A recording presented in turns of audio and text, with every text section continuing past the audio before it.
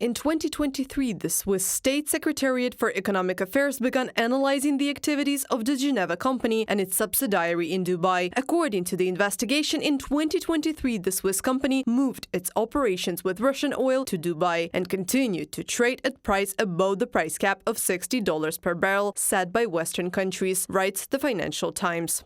For one, Swiss authorities signal to the market that they do not tolerate circumvention via subsidiaries in places like Dubai. Second, by referring the matter to the federal prosecutor, SECO also signals that it seeks considerable punishment, maybe even prison sentences. Patrick Eberhard, expert in international trade and trade finance, in a comment to Financial Times. In the EU, violation of sanctions will be considered an offense on the territory of all member states, and the proceeds of violating the sanctions against Russia will be subject to confiscation in favor of Ukraine. This is stated in the European Parliament resolution adopted on March 12 during the plenary session in Strasbourg. The European Parliament proposes that EU states introduce into their national legislation penalties for individuals or entities that violate sanctions. Governments should guarantee that circumventing sanctions will be considered a criminal offense in their countries, the resolution says.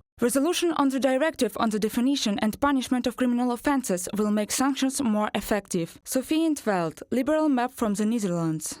Legal inaccuracies in national laws allowed Russian oligarchs to choose the EU member state where it was easier for Russia to circumvent sanctions. Member of the European Parliament, Thijs Ruthen, said, "Now the resolution obligates each EU country to set up a special body to coordinate and cooperate between national law enforcement agencies and EU institutions responsible for implementing sanctions."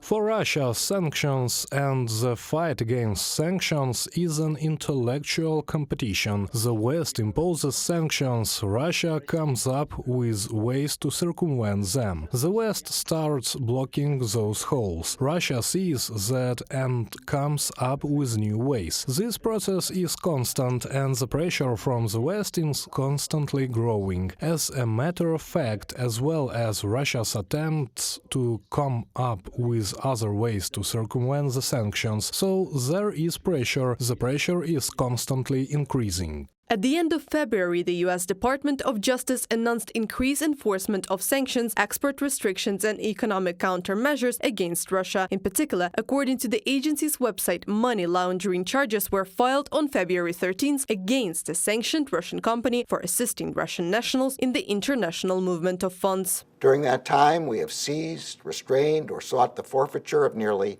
$700 million in assets of sanctioned oligarchs and other enablers of the Russian regime. We have disrupted schemes to illegally export military-grade technology to Russia. We have brought charges against 70 individuals and 5 corporate entities for sanctions evasion, export control violations, money laundering, and other crimes. And we are pursuing every available option to transfer the funds that we are forfeiting from the Kremlin's enablers to the Ukrainian people.